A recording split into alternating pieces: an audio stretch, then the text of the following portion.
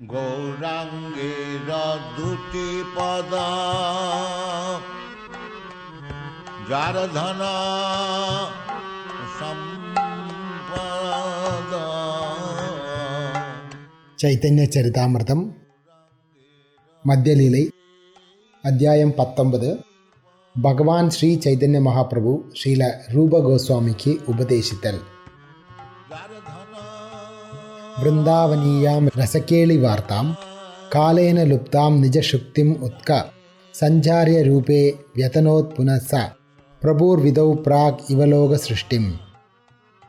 இந்த பிரபஞ்ச தோற்றத்தின் படைப்பிற்கு முன்பாக படைப்பிற்கு தேவையான அனைத்து தகவல்களையும் வேத ஞானத்தினையும் பிரம்மாவின் இதயத்தில் பகவான் வழங்கினார். அதுபோலவே பகவான் கிருஷ்ணரின் பிருந்தாவன லீலைகளை புதுப்பிக்க ஆவல் கொண்டிருந்த மகாபிரபு ரூப கோஸ்வாமியின் இதயத்தில் ஆன்மீக சக்தியினை கருவுற செய்தார். அந்த சக்தியை கொண்டு ஸ்ரீல ரூப கோஸ்வாமியினால் மக்களின் நினைவிலிருந்து ஏறக்குறைய அகன்றுவிட்ட கிருஷ்ணரின் பிருந்தாவன செயல்களை புதுப்பிக்க முடிந்தது. இவ்விதமாக அவர் உலகம் முழுவதும் கிருஷ்ண உணர்வினை பரப்பினார். எல்லா புகழும் ஸ்ரீ சைதன்ய மகாபிரபுவிற்கு உரித்தாகட்டும். எல்லா புகழும் நித்யானந்த பிரபுவிற்கு உரித்தாகட்டும். எல்லா புகழும் அத்வைத சந்திரருக்கு உரித்தாகட்டும். எல்லா புகழும் மகாபிரபுவின் எல்லா பக்தர்களுக்கும் உரித்தாகட்டும். ஸ்ரீ சைதன்ய மகாபிரபுவை ராமகேலி கிராமத்தில் சந்தித்த பின்னர் சகோதரர்களான ரூபரும் சனாதனரும் தத்தமது இல்லங்களுக்கு திரும்பினார். இரு சகோதரர்களும் தங்களது பௌதீக செயல்களை துறப்பதற்காக ஒரு திட்டம் தீட்டினர். அதற்காக அவர்கள் 2 பிராமணர்களை நியமித்து அவர்களுக்கு பெருமளவில் தானம் வழங்கினர். வெகு விரைவில் ஸ்ரீ சைதன்ய மகாபிரபுவின் தாமரை திருவடிகளில் தஞ்சமடைவதற்காக 2 சகோதரர்களும் அந்த பிராமணர்களை வைத்து சமய சடங்குகளை நிகழ்த்தி கிருஷ்ணரின் திருநாமங்களை உச்சரித்தனர். அச்சமயத்தில் ஸ்ரீல ரூப கோஸ்வாமி அளப்பரிய செல்வத்தினை படகுகளில் ஏற்றிக்கொண்டு இல்லத்திற்கு திரும்பினார். இல்லத்திற்கு கொண்டு வந்த செல்வத்தை பிரித்து ஸ்ரீல ரூப கோஸ்வாமி அதன் பாதி செல்வத்தை பிராமணர்களுக்கும் வைஷ்ணவர்களுக்கும் தானமளித்தார். கால் பகுதியினை தமது உறவினர்களுக்கும் தானமளித்தார். அவர் சில சட்ட சிக்கல்களை எதிர்பார்த்த காரணத்தினால் தமது சொந்த பாதுகாப்பிற்காக தம்முடைய செல்வத்தில் கால் பகுதியினை ஒரு மதிக்கத்தக்க பிராமணரிடம் கொடுத்து வைத்தார். அவர் 10,000 நாணயங்களை ஓர் உள்ளூர் வங்காள வணிகரின் பொறுப்பில் ஒப்படைத்தார். இது பிற்காலத்தில் சில சனாதன கோஸ்வாமியினால் செலவிடப்பட்டது. ஸ்ரீ சைதன்ய மகாபிரபு ஜெகநாத் பூரிக்கு திரும்பிவிட்டார் என்பதையும் காட்டின் வழியாக விருந்தாவனத்திற்கு செல்ல ஆயத்தமாக உள்ளார் என்பதையும் ஸ்ரீல ரூப கோஸ்வாமி கேள்விப்பட்டார். ஸ்ரீ சைதன்ய மகாபிரபு எப்பொழுது விருந்தாவனத்திற்கு செல்வார் என்பதை அறிந்து கொள்ளும் பொருட்டு ஸ்ரீ ரூப கோஸ்வாமி 2 ஆட்களை ஜெகநாத் புரிக்கு அனுப்பி வைத்தார். ஸ்ரீ ரூப கோஸ்வாமி அந்த இருவரிடமும் கூறினார், நீங்கள் விரைவாக திரும்பி வந்து மகாபிரபு எப்பொழுது புறப்படுகிறார் என்பதை எனக்கு தெரிவிக்க வேண்டும். அதன் பின்னர் நான் முறையான ஏற்பாடுகளை செய்வேன். கௌட தேசத்தில் இருந்த சனாதன் கோஸ்வாமி எண்ணினார், நவாப் என்னை மிகவும் நேசிப்பதால் இங்கே எனக்கு சில கடமைகள் உள்ளன. ஏதேனும் காரணத்தினால் நவாப் என் மீது கோபமடைந்து விட்டால் அது எனக்கு விடுதலையை கொடுக்கும். இதுவே எனது முடிவாகும். உடல்நிலை சரியில்லை என்று பொய் காரணம் கூறி சனாதன் கோஸ்வாமி வீட்டிலேயே இருந்தார். அரசாங்க பணிகளை துறந்தார். அரசு அவைக்கு செல்லவில்லை.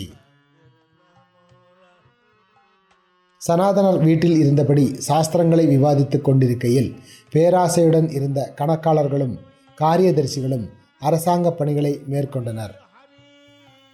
ஸ்ரீ சனாதன் கோஸ்வாமி 20-30 கற்றறிந்த பிராமண பண்டிதர்களின் சங்கத்தில் ஸ்ரீமத் பாகவத விவாதங்களில் பங்கேற்பதை வழக்கமாக கொண்டார்.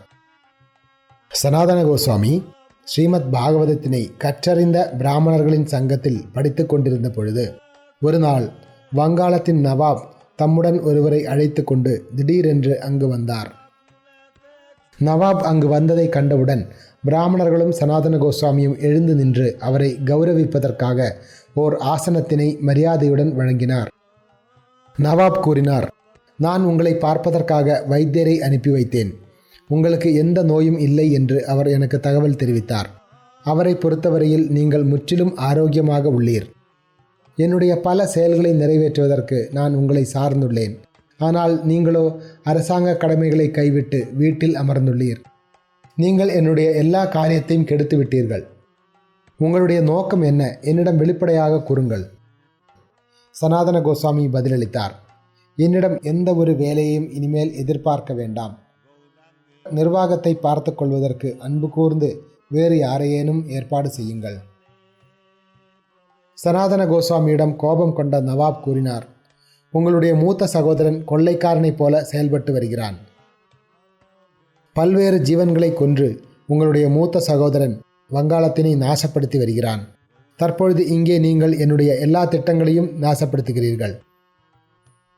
சனாதன கோஸ்வாமி கூறினார், நீங்கள் வங்காளத்தின் மிக உயர்ந்த அரசர், முற்றிலும் சுதந்திரமானவர். யாரேனும் தவறிழைக்கும் பொழுது நீங்கள் அவருக்கு அதற்கேற்ப தண்டனை அளிக்கின்றீர். இதை கேட்ட வங்காள நவாப் ஆசனத்திலிருந்து எழுந்து இல்லத்திற்கு திரும்பினார். சனாதனர் எங்கும் ஓடிவிடக்கூடாது என்பதற்காக அவரை கைது செய்வதற்கு கட்டளையிட்டார். அச்சமயத்தில் நவாப் ஒரிசா பகுதியினை தாக்குவதற்காக சென்று கொண்டிருந்தார். அவர் சனாதன கோஸ்வாமியிடம் நீங்களும் என்னுடன் வாருங்கள் என்று அழைத்தார். சனாதன கோஸ்வாமி பதிலளித்தார், நீங்கள் பரமபுருஷ பகவானுக்கு துன்பம் கொடுப்பதற்காக ஒரிசாவிற்கு செல்கிறீர். எனவே உங்களுடன் வருவதற்கான சக்தி என்னிடம் இல்லை. நவாப் சனாதன கோஸ்வாமியை மீண்டும் கைது செய்து சிறையில் அடைத்தார். அச்சமயத்தில் ஸ்ரீ சைதன்ய மகாபிரபு ஜெகநாத் பூரியிலிருந்து விருந்தாவனத்திற்கு புறப்பட்டார். மகாபிரபுவின் பயணத்தை பற்றிய தகவல்களை பெறுவதற்காக ஜெகநாத் பூரிக்கு சென்றிருந்த 2 தூதுவர்களும் திரும்பி வந்து மகாபிரபு விருந்தாவனத்திற்கு புறப்பட்டு விட்டதை ரூப கோஸ்வாமியிடம் தெரிவித்தனர். இந்த செய்தியினை தமது 2 தூதர்களிடமிருந்து பெற்ற ரூப கோஸ்வாமி ஸ்ரீ சைதன்ய மகாபிரபு விருந்தாவனத்திற்கு புறப்பட்டு விட்டார் என்பதை உடனடியாக ஒரு கடிதத்தின் மூலமாக சனாதன கோஸ்வாமிக்கு தெரிவித்தார். சனாதன கோஸ்வாமிக்கான தமது கடிதத்தில் ஸ்ரீல ரூப கோஸ்வாமி எழுதினார், நாங்கள் 2 சகோதரர்களும் ஸ்ரீ சைதன்ய மகாபிரபுவை காண புறப்படுகிறோம். நீங்கள் எப்படியாவது சிறையிலிருந்து தப்பித்து எங்களை சந்திக்க வாருங்கள். ரூப கோஸ்வாமி சனாதன கோஸ்வாமியிடம் மேலும் தெரிவித்தார், நான் வணிகரிடம் 10,000 நாணயங்களை கொடுத்து வைத்துள்ளேன். அந்த பணத்தினை பயன்படுத்தி சிறையிலிருந்து விடுபடுங்கள். எப்படியாவது உங்களை விடுவித்து கொண்டு விருந்தாவனத்திற்கு வாருங்கள். இவ்வாறு எழுதிய பின்னர் 2 சகோதரர்களும் ரூப கோஸ்வாமியும் அனுபமரும் ஸ்ரீ சைதன்ய மகாபிரபுவை காண சென்றனர். ரூப கோஸ்வாமியின் தம்பியும் மிகப்பெரிய பக்தராக இருந்தார். அவரது உண்மையான பெயர் ஸ்ரீ வல்லபர். ஆனால் அவருக்கு அனுபம மல்லிக் என்று பெயரிடப்பட்டிருந்தது. ஸ்ரீ ரூப கோஸ்வாமியும் அனுபம மல்லிக்கும் பிரயாகைக்கு சென்றனர். ஸ்ரீ சைதன்ய மகாபிரபு அங்கே இருக்கிறார் என்ற செய்தியினை கேட்டு அவர்கள் மிகவும் மகிழ்ச்சியுற்றனர். பிரயாகையில் ஸ்ரீ சைதன்ய மகாபிரபு பிந்து மாதவரின் கோயிலை தரிசிக்க சென்றார். லட்சக்கணக்கான மக்கள் அவரை பார்ப்பதற்காக பின்தொடர்ந்தனர். மகாபிரபுவை பின்தொடர்ந்தவர்களில் சிலர் அழுது கொண்டிருந்தனர், சிலர் சிரித்து கொண்டிருந்தனர், சிலர் ஆடிக்கொண்டும் பாடிக்கொண்டும் இருந்தனர். வேறு சிலரோ தரையில் உருண்டபடி கிருஷ்ணா கிருஷ்ணா என்று கூறிக்கொண்டிருந்தனர். பிரயாகையானது கங்கையும் யமுனையும் சங்கமிக்கும் இடத்தில் அமைந்துள்ளது. இந்த நதிகள் தங்களது நீரினால் பிரயாகையை மூழ்கடிக்க முடியவில்லை என்ற போதிலும் ஸ்ரீ சைதன்ய மகாபிரபு மொத்த பகுதியையும் கிருஷ்ண பிரேமியின் அலைகளை கொண்டு மூழ்கடித்தார். பெரும் கூட்டத்தினை கண்ட 2 சகோதரர்களும் தனிமையான இடத்தில் நின்று கொண்டிருந்தனர். பகவான் பிந்து மாதவரின் தரிசனத்தினால் ஸ்ரீ சைதன்ய மகாபிரபு மிகவும் பரவசத்துடன் இருந்ததை அவர்களால் காண முடிந்தது. மகாபிரபு ஹரியின் திருநாமத்தினை உரக்க பாடிக்கொண்டிருந்தார். பிரேமையின் பரவசத்தில் ஆடியபடி அவர் தமது கரங்களை உயர்த்தி அனைவரையும் ஹரி ஹரி என்று சொல்லும்படி வேண்டினார். ஸ்ரீ சைதன்ய மகாபிரபுவின் பெருமைகளைக் கண்டு அனைவரும் வியப்புற்றனர். உண்மையில் பிரயாகையில் நிகழ்ந்த மகாபிரபுவின் லீலைகளை என்னால் முறையாக விளக்க இயலாது. ஸ்ரீ சைதன்ய மகாபிரபு தென்னிந்தியாவிலிருந்து வந்த ஒரு பிராமணருடன் பரிச்சயமாகியிருந்தார். அந்த பிராமணர் தமது இல்லத்தில் உணவருந்தும்படி மகாபிரபுவிற்கு அழைப்பு விடுத்தார். அந்த தென்னிந்திய பிராமணரின் இல்லத்தில் தனிமையான இடத்தில் ஸ்ரீ சைதன்ய மகாபிரபு அமர்ந்திருந்த பொழுது ஸ்ரீ ரூப கோஸ்வாமியும் ஸ்ரீ வல்லபரும் அவரை சந்திக்க வந்தனர். மகாபிரபுவை தூரத்திலிருந்து பார்த்த இரு சகோதரர்களும் தங்களது பற்களுக்கு இடையில் புல்கட்டுகளை வைத்தபடி உடனடியாக தண்டம் போன்று தரையில் விழுந்து அவரை நமஸ்கரித்தனர். இரு சகோதரர்களும் பிரேமையின் பரவசத்தில் மூழ்கினர். பல்வேறு சம்ஸ்கிருத ஸ்லோகங்களை உச்சரித்தபடி அவர்கள் மீண்டும் மீண்டும் எழுந்து விழுந்தனர். ஸ்ரீல ரூபகோஸ்வாமியை கண்டதில் ஸ்ரீ சைதன்ய மகாபிரபு பெரிதும் மகிழ்ச்சியுற்று ரூபரிடம் கூறினார், எழுந்திருங்கள், எழுந்திருங்கள், அன்புள்ள ரூபரே, அருகில் வாருங்கள். அப்பொழுது ஸ்ரீ சைதன்ய மகாபிரபு கூறினார், கிருஷ்ணருடைய கருணை வர்ணிக்க இயலாததாகும். ஏனெனில் அவர் உங்கள் இருவரையும் பௌதீக இன்பத்தின் கிணற்றிலிருந்து விடுவித்துள்ளார். நமே பக்ததுர்வேதி மத் பக்த ஸ்வப்பச்ச பிரியா தஸ்மை தேயம் ததோகிராஹ்யம் சச்ச பூஜ்யோ யதாஹ்யம். பகவான் கிருஷ்ணர் கூறினார், ஒருவன் சம்ஸ்கிருத வேதங்களில் மிகவும் கற்றறிந்த பண்டிதனாக இருந்தால் கூட அவன் பக்தி தொண்டில் தூய்மையாக இல்லாவிடில் என் பக்தனாக ஏற்கப்படுவதில்லை. அதே சமயத்தில் ஒருவர் நாயை உண்ணும் குடும்பத்தில் பிறந்திருந்தால் கூட அவர் பலன்னோக்கு செயல்கள் அல்லது மன அனுமானத்தினை அனுபவிப்பதற்கான நோக்கம் ஏதுமின்றி ஒரு தூய பக்தராக இருந்தால் அவர் எனக்கு மிகவும் பிரியமானவர். உண்மையில் அவருக்கு எல்லா மரியாதையும் வழங்கப்பட வேண்டும். அவர் என்ன வழங்கினாலும் அதனை ஏற்றுக்கொள்ள வேண்டும். அத்தகு பக்தர்கள் என்னை போல வழிபடத்தக்கவர்களாவார். இந்த ஸ்லோகம் சனாதன கோஸ்வாமினால் இயற்றப்பட்ட ஹரிபக்தி விலாசம் என்னும் நூலில் சேர்க்கப்பட்டுள்ளது. இந்த ஸ்லோகத்தினை உரைத்த பின்னர் ஸ்ரீ சைதன்ய மகாபிரபு இரு சகோதரர்களையும் ஆலிங்கனம் செய்தார். தமது காரணமற்ற கருணையினால் அவர்களின் தலைகளில் தமது திருவடிகளை வைத்தார். மகாபிரபுவின் காரணமற்ற கருணையினை பெற்று இரு சகோதரர்களும் கூப்பிய கரங்களுடனும் பெரும் பணிவுடனும் மகாபிரபுவிற்கு பின்வரும் பிரார்த்தனைகளை அர்ப்பணித்தனர். நமோ மகாவதன்யாய கிருஷ்ண பிரேம பிரதாயதே கிருஷ்ணாய கிருஷ்ண சைதன்ய நாம்னே கௌரத்யுஷே நமஹா. மிக மிக வள்ளல் தன்மை வாய்ந்த அவதாரமே, நீங்கள் ஸ்ரீகிருஷ்ண சைதன்ய மகாபிரபுவாக தோன்றியுள்ள சாக்ஷாத் கிருஷ்ணரே ஆவீர். நீங்கள் ஸ்ரீமதி ராதாராணியின் பொன் நிறத்தினை ஏற்று கிருஷ்ணரின் தூய பிரேமையினை பரவலாக விநியோகிக்கின்றீர். நாங்கள் எங்களது மரியாதைக்குரிய வணக்கங்களை தங்களுக்கு அர்ப்பணிக்கின்றோம். யோ ஞானமத்தம் புவனம் தயாளூர் உல்லாகயன் அப்யகரோத் பிரமத்தம் ஸ்வப்ரேம சம்பத் சுதயாத் புதேகம் ஸ்ரீகிருஷ்ண சைதன்யம் அமும் பிரபத்தே.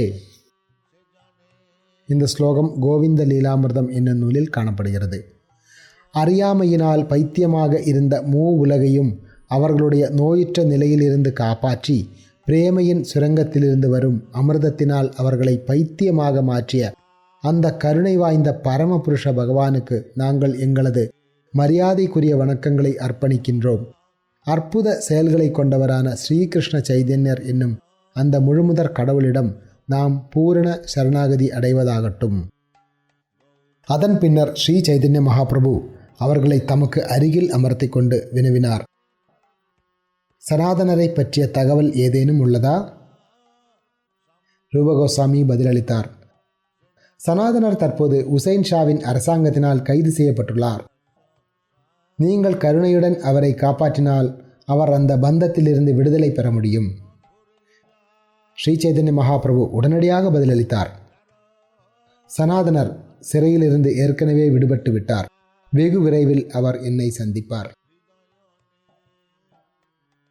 அப்பொழுது மதிய உணவினை ஏற்றுக்கொள்ளும்படி ஸ்ரீ சைதன்ய மகாபிரபுவிடம் பிராமணர் வேண்டினார். ரூபகோஸ்வாமியும் அன்று அங்கேயே தங்கினார். பலபத்ர பட்டாச்சாரியார் உணவருந்தும்படி இரு சகோதரர்களுக்கும் அழைப்பு விடுத்தார். ஸ்ரீ சைதன்ய மகாபிரபுவின் இலையில் இருந்த உச்சிஷ்டம் அவர்களுக்கு வழங்கப்பட்டது. ஸ்ரீ சைதன்ய மகாபிரபு கங்கையும் யமுனையும் சங்கமிக்கக்கூடிய திரிவேணி என்று அறியப்படும் இடத்திற்கு அருகில் தம்முடைய இருப்பிடத்தை தேர்ந்தெடுத்தார். இரு சகோதரர்களான ரூபகோஸ்வாமியும் ஸ்ரீவல்லபரும் மகாபிரபுவிற்கு அருகில் தங்களது இருப்பிடத்தினை தேர்ந்தெடுத்தனர். அச்சமயத்தில் ஸ்ரீ வல்லப பட்டர் ஆடாயிலா கிராமத்தில் தங்கியிருந்தார். ஸ்ரீ சைதன்ய மகாபிரபுவின் வருகையை கேள்விப்பட்டு அவர் மகாபிரபுவை காண்பதற்காக அவரது இடத்திற்கு வந்தார். பிரபுபாதாவின் பொருளுரை. வல்லப பட்டர் மாபெரும் வைஷ்ணவ பண்டிதராக இருந்தார். ஆரம்பத்தில் அவர் ஸ்ரீ சைதன்ய மகாபிரபுவிடம் மிகவும் பக்தி கொண்டிருந்தார். ஆனால் மகாபிரபுவிடமிருந்து தமக்குரிய மரியாதை கிடைக்காததால் பிற்காலத்தில் அவர் விஷ்ணுசாமி சம்பிரதாயத்தில் இணைந்து அந்த சம்பிரதாயத்தின் ஆச்சாரியரானார். அவரது சம்பிரதாயமானது வல்லபாச்சாரியா சம்பிரதாயம் என்று புகழப்படுகிறது. இந்த சம்பிரதாயம் விருந்தாவனத்தில் கோகுலத்திற்கு அருகிலும் பம்பாயிலும் பெரும் செல்வாக்கினை பெற்றுள்ளது. சுபோதினி டிகா என்று அறியப்படும் ஸ்ரீமத் பாகவதத்திற்கான விளக்க உரை அனுபாஷ்யா என்பதன் வடிவில் வேதாந்த சூத்திரத்திற்கான குறிப்புகள் உட்பட வல்லப பட்டர் பல்வேறு நூல்களை எழுதியுள்ளார். 16 சிறிய நூல்களின் தொகுப்பான ஷோடச கிரந்தா என்னும் நூலினையும் எழுதினார். அடாயிலா கிராமம் அல்லது அதேலி கிராமம் என்று அறியப்பட்ட ஊரில் அவர் தங்கியிருந்தார்.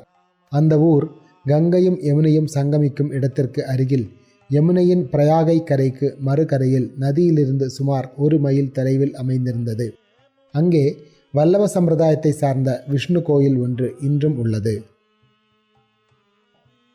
வல்லப பட்டரின் பூர்வீகம் தென்னிந்தியாவில் உள்ள திரைலங்கா எனப்படும் இடமாகும். அங்கே நிடடாபலு என்னும் ரயில் நிலையம் ஒன்று உள்ளது. வல்லப பட்டாச்சாரியர் ஸ்ரீ சைதன்ய மகாபிரபுவிற்கு தண்டம் சமர்ப்பித்தார். மகாபிரபு அவரை ஆலிங்கனம் செய்தார். அதன் பின்னர் அவர்கள் கிருஷ்ணரை பற்றிய விஷயங்களை சிறிது நேரம் விவாதித்தனர். அவர்கள் கிருஷ்ணரை பற்றி விவாதித்த பொழுது ஸ்ரீ சைதன்ய மகாபிரபு மாபெரும் பிரேமையை உணர்ந்தார். ஆயினும் வல்லப பட்டர் அங்கு இருந்ததால் சங்கோஜப்பட்ட மகாபிரபு தமது உணர்ச்சிகளை தடுத்து கொண்டார். மகாபிரபு வெளிப்புறமாக தம்மை கட்டுப்படுத்திய போதிலும் அவருக்குள் பிரேமை பொங்கியது. அதை தடுப்பதற்கு வாய்ப்பே இல்லை. அதனை கண்டுபிடித்த வல்லப பட்டர் வியப்படைந்தார். அதன் பின்னர் வல்லப பட்டர் ஸ்ரீ சைதன்ய மகாபிரபுவை தமது இல்லத்திற்கு உணவருந்த அழைத்தார்.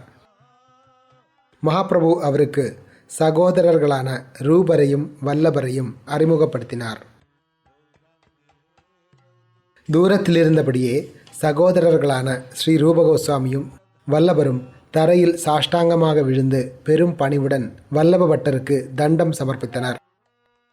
வல்லப பட்டாச்சாரியர் அவர்களை நோக்கி நடந்த பொழுது அவர்களை தூரமாக விலகி ஓடினர். ரூபகோஸ்வாமி கூறினார், நான் தீண்டத்தகாதவன், மாபெரும் பாவி. அருள் கூர்ந்து என்னை தொட வேண்டாம். வல்லப பட்டாச்சாரியர் அதை கண்டு மிகவும் வியப்புற்றார். இருப்பினும் மிகவும் மகிழ்ச்சியுற்ற ஸ்ரீ சைதன்ய மகாபிரபு ரூபகோஸ்வாமியை பற்றிய பின்வரும் விவரங்களை அவரிடம் எடுத்துரைத்தார். ஸ்ரீ சைதன்ய மகாபிரபு கூறினார், இவர் மிகவும் கீழ் ஜாதியை சார்ந்தவர் என்பதால் இவரை தொட வேண்டாம். நீங்கள் வேத கொள்கைகளை பின்பற்றுபவரும் பல்வேறு யாகங்களை புரிவதிலும் நல்ல அனுபவம் வாய்ந்தவரும் ஆவீர். நீங்கள் உயர்குடியை சார்ந்தவர். இரு சகோதரர்களின் வாயில் கிருஷ்ணரின் திருநாமம் இடையராது ஒலிக்கப்படுவதை கேட்ட வல்லப பட்டாச்சாரியரால் ஸ்ரீ சைதன்ய மகாபிரபுவின் குறிப்புகளை புரிந்து கொள்ள முடிந்தது. வல்லப பட்டாச்சாரியர் கூறினார், இந்த இருவரும் கிருஷ்ணரின் திருநாமத்தினை இடையராது உச்சரிப்பதால் அவர்கள் எவ்வாறு தீண்டத்தகாதவர்களாக இருக்க முடியும்? மாறாக இவர்கள் மிகவும் உயர்ந்தவர்கள் ஆவர்.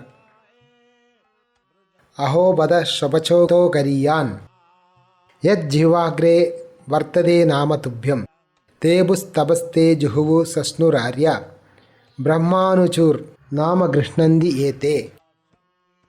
ஸ்ரீமத் பாகவத்திலிருந்து மேற்கோள் காட்டப்பட்டுள்ளது. அதனைத் தொடர்ந்து வல்லப பட்டாச்சாரியார் பின்வரும் ஸ்லோகத்தினை உரைத்தார்.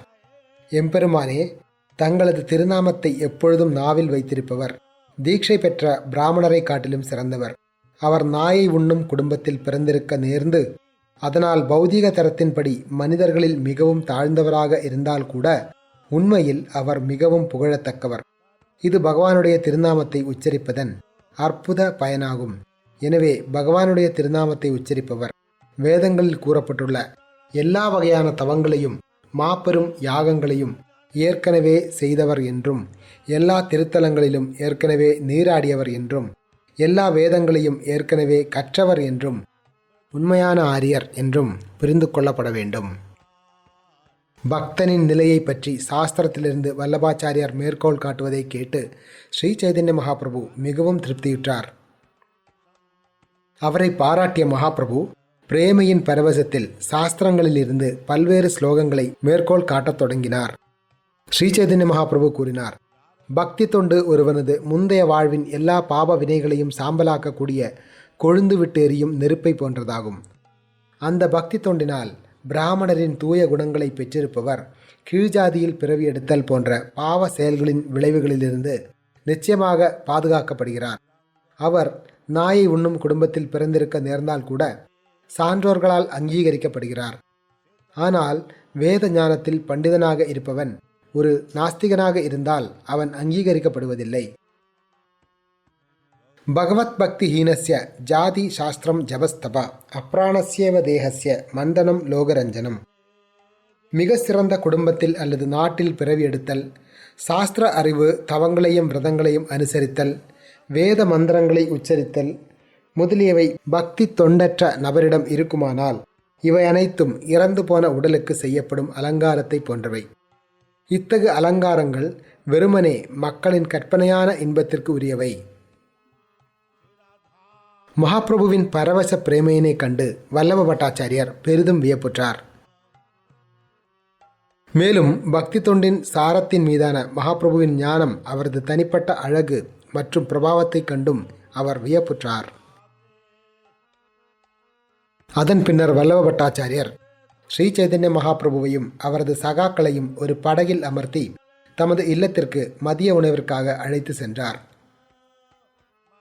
யமுனை நதியை கடக்கையில் ஸ்ரீ சைதன்ய மகாபிரபு அதன் பளபளப்பான கருமை நிற நீரினை கண்டார். உடனடியாக அவர் பிரேமையின் பரவசத்தினால் ஆட்கொள்ளப்பட்டார். யமுனை நதியை பார்த்த மாத்திரத்தில் ஸ்ரீ சைதன்ய மகாபிரபு உடனடியாக பேரொலியை எழுப்பி நீரினுள் குதித்தார். அதனை கண்டு அனைவரும் அச்சத்தினால் நடுங்கத் தொடங்கினர். அவர்கள் அனைவரும் விரைந்து சென்று ஸ்ரீ சைதன்ய மகாபிரபுவை பிடித்து நீரிலிருந்து தூக்கினர். படகின் தளத்திற்கு வந்த பின்னர் மகாபிரபு ஆடத் தொடங்கினார். மகாபிரபுவின் பாரத்தினால் படகு சாயத் தொடங்கியது. அதனுள் நீர் நிரம்பி மூழ்கும் நிலை ஏற்பட்டது. வல்லப பட்டாச்சாரியார் தமக்கு முன்பாக இருந்ததால் ஸ்ரீ சைதன்ய மகாபிரபு முடிந்தவரை தம்மை கட்டுப்படுத்த முயன்றார். ஆனால் அவர் அமைதியாக இருப்பதற்கு முயன்ற போதிலும் அவரால் தமது பிரேமையினை தடுக்க இயலவில்லை. சூழ்நிலையை பார்த்த ஸ்ரீ சைதன்ய மகாபிரபு அமைதியானார். இறுதியாக படகு அடாயிலா கிராமத்தின் கரையினை அடைந்தது. மகாபிரபுவின் நலனை நினைத்து அஞ்சிய வல்லப பட்டாச்சாரியார் அவருடைய சங்கத்திலேயே இருந்தார். அவர் நீராடுவதற்கு ஏற்பாடு செய்த பின்னர் பட்டாச்சாரியார் மகாபிரபுவை தமது இல்லத்திற்கு அழைத்து சென்றார். ஸ்ரீ சைதன்ய மகாபிரபு வல்லப பட்டாச்சாரியரின் இல்லத்தினை அடைந்த பொழுது வல்லபர் மிகவும் மகிழ்ச்சியுற்று மகாபிரபு அமர்வதற்கு அருமையான ஆசனத்தினை வழங்கி அவரது திருப்பாதங்களை தாமே நீராட்டினார். வல்லப பட்டாச்சாரியரும் அவரது குடும்பத்தினரும் அந்த நீரினை தங்களது தலையில் தெளித்து கொண்டனர். அதன் பின்னர் அவர்கள் மகாபிரபுவிற்கு புதிய கோவணமும் வெளியாடையையும் வழங்கினர். வல்லபாச்சாரியர் மகாபிரபுவினை நறுமண தைலங்கள், பூக்கள், தூபம் மற்றும் தீபங்களை கொண்டு மிகவும் விமரிசையாக வழிபட்டார். தக்க மரியாதையுடன் அவர் பலபத்ர பட்டாச்சாரியரை, அதாவது மகாபிரபுவின் சமையல்காரரை, சமைக்க கோரினார். இவ்வாறாக அவர் பெரும் அக்கறையுடனும் கவனத்துடனும் ஸ்ரீ சைதன்ய மகாபிரபுவிற்கு உணவளித்தார். அடுத்ததாக ரூபகோஸ்வாமி, ஸ்ரீவல்லபர் ஆகிய இரு சகோதரர்களையும் அவர் உணவருந்த செய்தார். வல்லப பட்டாச்சாரியார் மகாபிரபுவின் உச்சிஷ்டத்தை முதலில் ஸ்ரீல ரூபகோஸ்வாமிக்கும் அதன் பின்னர் கிருஷ்ணதாசருக்கும் வழங்கினார். அதன் பின்னர் மகாபிரபுவின் வாயினை தூய்மைப்படுத்துவதற்காக அவர் சில வாசனை பொருள்களை அளித்தார். அதனைத் தொடர்ந்து மகாபிரபுவை படுக்க வைத்த வல்லப பட்டாச்சாரியார் தாமே அவரது கால்களை பிடித்து விட்டார். வல்லப பட்டாச்சாரியார் கால்களை பிடித்துவிட்ட பொழுது மகாபிரபு அவரை பிரசாதம் ஏற்றுக்கொள்ளும்படி வேண்டினார். பிரசாதம் ஏற்ற பின்னர் அவர் மீண்டும் மகாபிரபுவின் தாமரை திருவடிகளுக்கு திரும்பினார். அச்சமயத்தில் திரிஹிதா மாகாணத்தை சார்ந்த ரகுபதி உபாத்தியாயர் அங்கு வந்து சேர்ந்தார். அவர் கற்றறிந்த பண்டிதராகவும் மிக சிறந்த பக்தராகவும் மதிக்கத்தக்க மாமனிதராகவும் இருந்தார். ரகுபதி உபாத்தியாயர் முதலில் தமது வணக்கங்களை ஸ்ரீ சைதன்ய மகாபிரபுவிற்கு தெரிவித்தார். மகாபிரபு எப்பொழுதும் கிருஷ்ண உணர்வில் இருப்பாயாக என்று கூறி அவரை ஆசீர்வதித்தார். மகாபிரபுவின் ஆசியினை கேட்டு ரகுபதி உபாத்தியாயர் பேரானந்தம் கொண்டார். அதன் பின்னர் கிருஷ்ணரை பற்றி விளக்கும்படி மகாபிரபு அவரிடம் கூறினார். கிருஷ்ணரை பற்றி எடுத்துரைக்கும்படி வேண்டப்பட்ட பொழுது ரகுபதி உபாத்தியாயர் கிருஷ்ணருடைய லீலைகளை பற்றி தாம் இயற்றியிருந்த சில ஸ்லோகங்களை உரைக்கத் தொடங்கினார். அந்த ஸ்லோகங்களை கேட்டு ஸ்ரீ சைதன்ய மகாபிரபு பிரேமையின் பரவசத்தில் மயங்கினார். ஸ்ருதிம் அபரே ஸ்மிருதிம் இதரே பாரதம் அந்நே பஜந்து பவபீதா அகம்மிக நந்தம் வந்தே யஸ்யாலிந்தே பரம் பிரம்மா. ரகுபதி உபாத்தியாயர் கூறினார், பௌதீக வாழ்வைக் கண்டு அஞ்சுபவர்கள் வேத இலக்கியங்களை வழிபடுகின்றனர். சிலர் வேதங்களின் உப இலக்கியங்களான ஸ்மிருதியை வழிபடுகின்றனர். மற்றவர்கள் மகாபாரதத்தினை வழிபடுகின்றனர். என்னை பொறுத்தவரையில் பரம்பொருளான முழுமுதற் கடவுள் யாருடைய முற்றத்தில் விளையாடுகிறாரோ அந்த நந்த மகாராஜரை, கிருஷ்ணரின் தந்தையை நான் வழிபடுகிறேன். மேலும் உரைக்கும்படி மகாபிரபுவினால் வேண்டப்பட்ட ரகுபதி உபாத்தியாயர் உடனடியாக மகாபிரபுவை நமஸ்கரித்து அவரது வேண்டுகோளை நிறைவேற்றினார். கம் பிரதி கதையிதும் ஈஷே சம்பிரதி கோவா பிரதீதம் ஆயாது கோபதி தனயா குஞ்சே கோபவதூதி விடம் பிரம்மா. புருஷோத்தமரான முழுமுதற் கடவுள் கிருஷ்ணர் யமுனை நதிக்கரையின் புதர்களில் கோபியர்களை வேட்டையாடுகிறார் என்று நான் யாரிடம் கூற முடியும்? என்னை யார் நம்புவார்கள்? பகவானுடைய லீலைகள் இவ்வாறு உள்ளது. கிருஷ்ணரின் லீலைகளை பற்றி தொடர்ந்து பேசும்படி ரகுபதி உபாத்தியாயரை ஸ்ரீ சைதன்ய மகாபிரபு வேண்டிக் கொண்டார். இவ்வாறாக மகாபிரபு பிரேமையின் பரவசத்தில் மூழ்கினார். அவரது மனமும் உடலும் தளர்வுற்றன. ஸ்ரீ சைதன்ய மகாபிரபுவின் பரவசத்தை கண்ட ரகுபதி உபாத்தியாயர் மகாபிரபு மனிதர் அல்ல என்றும் சாக்ஷாத் கிருஷ்ணரே என்றும் முடிவு செய்தார். ஸ்ரீ சைதன்ய மகாபிரபு ரகுபதி உபாத்தியாயரிடம் வினவினார், உங்களுடைய முடிவின்படி எல்லாரிலும் தலை சிறந்தவர் யார்? ரகுபதி உபாத்தியாயர் பதிலளித்தார், பகவான் ஷியாமசுந்தரரே மிக உயர்ந்த ரூபமாவார். கிருஷ்ணருடைய இருப்பிடங்களில் நீங்கள் எதை தலை சிறந்ததாக நினைக்கின்றீர்? ரகுபதி உபாத்தியாயர் கூறினார், மதுபுரி அல்லது மதுரா தாமமானது நிச்சயம் தலை சிறந்ததாகும். ஸ்ரீ சைதன்ய மகாபிரபு வினவினார், பால்ய பருவம், பௌகண்ட பருவம், கைஷோர பருவம் என்று அறியப்படும் கிருஷ்ணரின் 3 பருவங்களில் நீங்கள் எதை தலை சிறந்ததாக கருதுகிறீர்? ரகுபதி உபாத்தியாயர் பதிலளித்தார், கைஷோர பருவமே தலை சிறந்த பருவமாகும். ஸ்ரீ சைதன்ய மகாபிரபு வினவினார், எல்லா ரசங்களிலும் நீங்கள் எதை தலை சிறந்ததாக கருதுகிறீர்? ரகுபதி உபாத்தியாயர் பதிலளித்தார், ஸ்ருங்கார அன்பின் ரசமே பரம ரசமாகும். அதனைத் தொடர்ந்து ஸ்ரீ சைதன்ய மகாபிரபு கூறினார், நீங்கள் நிச்சயமாக முதல் தர தத்துவத்தினை வழங்கியுள்ளீர்.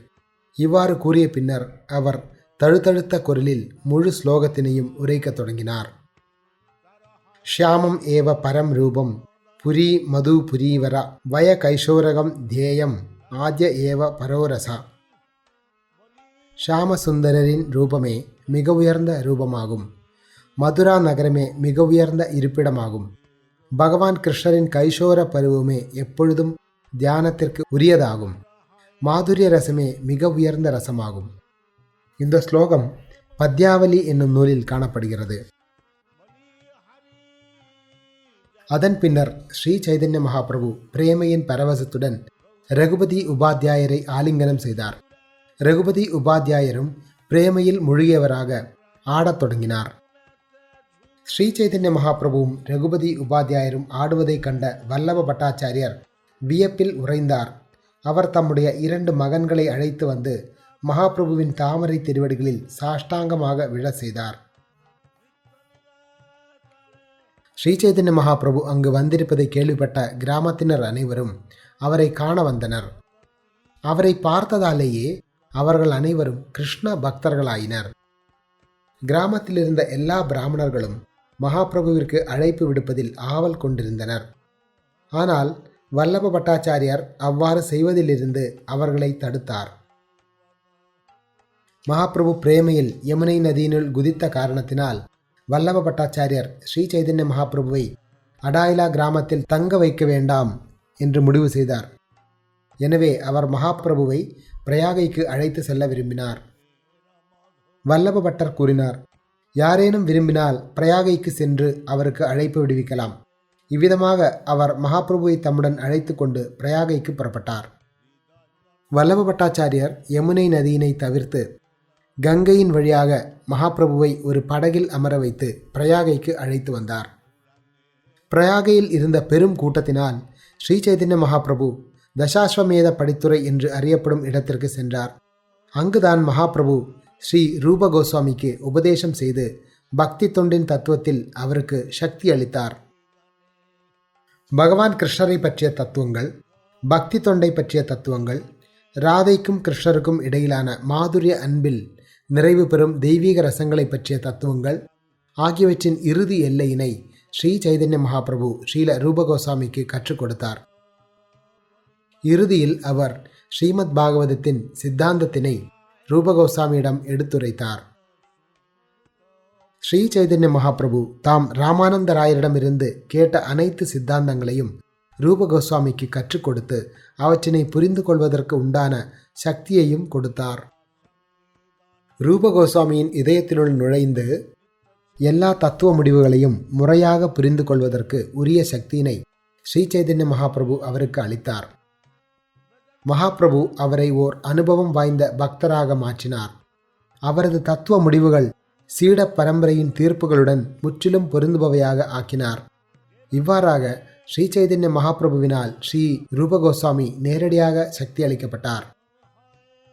சைதன்ய சந்திரோதயா என்னும் தமது நூலில் சிவானந்த சேனரின் மகனான கவி கர்ணபூரர் ஸ்ரீ ரூபகோஸ்வாமிக்கும் ஸ்ரீ சைதன்ய மகாபிரபுவிற்கும் இடையிலான சந்திப்பினை விரிவாக எடுத்துரைத்துள்ளார். காலேன விருந்தாவன கேலி வார்த்தா லுப்தேதி தாம் கியாபயிதும் விசிஷ்ய கிருபாமிருதேனாபிஷேச தேவஸ் தத்ரைவ ரூபம் ச சனாதனம் ச. காலத்தின் கோலத்தால் பிருந்தாவனத்தில் நிகழ்ந்த கிருஷ்ண லீலைகளின் தெய்வீக செய்திகள் ஏறக்குறைய மறைந்திருந்தன. அந்த தெய்வீக லீலைகளை தெளிவாக எடுத்துரைப்பதற்காகவும் பிருந்தாவனத்தில் இத்திருப்பணியினை நிறைவேற்றுவதற்காகவும் ஸ்ரீ சைதன்ய மகாபிரபு தமது அமிர்த கருணையினால் ஸ்ரீல ரூபகோஸ்வாமிக்கும் சனாதன கோஸ்வாமிக்கும் சக்தி அளித்தார். யா பிராக் ஏவ பிரிய குணகுணை காடபத்தோபிமுக்தோ கேஹாத் யாசாத் ரச இவ பரோ மூர்த்த ஏவாபியமூர்த்த பிரேமாலாபைர் திருடதர பரிஷ்வங்க ரங்கை பிரயாகே தம் ஸ்ரீரூபம் சமம் அனுபமேனானுஜ கிராக தேவா. ஸ்ரீல ரூபகோஸ்வாமி ஆரம்பத்திலிருந்தே ஸ்ரீ சைதன்ய மகாபிரபுவின் தெய்வீக குணங்களால் ஆழமாக கவரப்பட்டிருந்தார். அதன் மூலமாக அவர் குடும்ப வாழ்விலிருந்து நிரந்தரமாக விடுவிக்கப்பட்டார். ஸ்ரீல ரூபகோஸ்வாமியும் அவரது தம்பியான வல்லபரும் ஸ்ரீ சைதன்ய மகாபிரபுவினால் ஆசீர்வதிக்கப்பட்டனர். மகாபிரபு தமது தெய்வீகமான நித்திய ரூபத்தில் திவ்யமாக நிலை பெற்றிருந்த போதிலும் பிரயாகையில் அவர் கிருஷ்ணரின் தெய்வீக பிரேமையினை பற்றி ரூபகோஸ்வாமிக்கு எடுத்துரைத்தார். அதன் பின்னர் மகாபிரபு அவரை மிகுந்த பிரியத்துடன் ஆலிங்கனம் செய்து தம்முடைய பூரண கருணையினை அவருக்கு வழங்கினார். ஸ்வரூப தாமோதரரின் பிரியமான நண்பரும் ஸ்ரீ சைதன்ய மகாபிரபுவின் சொரூபமாக இருப்பவரும் மகாபிரபுவிற்கு மிக மிக பிரியமானவரும் மகாபிரபுவின் பிரேமையின் ரூபமாக இருப்பவரும் இயற்கையிலே பேரழகு வாய்ந்தவரும் மகாபிரபுவினால் வகுக்கப்பட்ட கொள்கைகளை மிகுந்த கவனத்துடன் பின்பற்றியவரும் பகவான் கிருஷ்ணரின் லீலைகளை முறையாக விளக்குவதற்கு உகந்தவருமான ஸ்ரீல ரூபகோஸ்வாமிக்கு ஸ்ரீ சைதன்ய மகாபிரபு தமது கருணையினை வழங்கி அவரை தெய்வீக இலக்கியங்களை எழுத செய்தார்.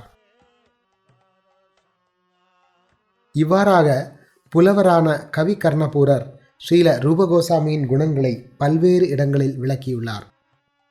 ஸ்ரீல ரூபகோஸ்வாமிக்கும் ஸ்ரீல சனாதன கோஸ்வாமிக்கும் ஸ்ரீ சைதன்ய மகாபிரபு தமது காரணமற்ற கருணையினை எவ்வாறு வழங்கினார் என்பதையும் அவர் விரிவாக வழங்கியுள்ளார்.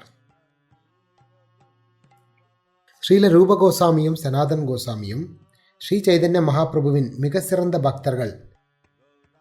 அனைவரின் அன்பிற்கும் மதிப்பிற்கும் உரியவர்களாவார். ஸ்ரீ சைதன்ய மகாபிரபுவின் மிக சிறந்த பக்தர்கள் அனைவரின் அன்பிற்கும் மதிப்பிற்கும் உரியவர்களாவர். யாரேனும் விருந்தாவனத்தை தரிசித்துவிட்டு தமது நாட்டிற்கு திரும்பினால் மகாபிரபுவின் சகாக்கள் அவரிடம் விசாரிப்பர்.